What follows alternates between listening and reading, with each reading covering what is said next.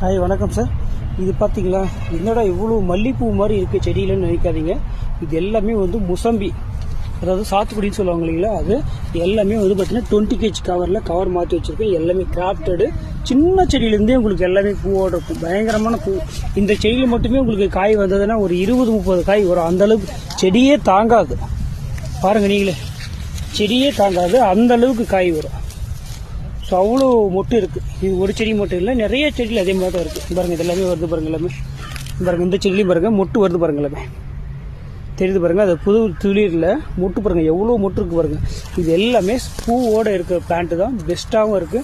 இது எல்லாமே பார்த்தீங்கன்னா ஏற்காடு வெரைட்டிஸ், தோல் உரிச்சு சாப்பிடக்கூடிய ஒரு அருமையான ஒரு சாத்துக்குடி தான் இது. நீங்கள் மாடி தோட்டத்தில் கூட வச்சு வளர்த்துக்கலாம், அவ்வளோ சூப்பராக இருக்கும்.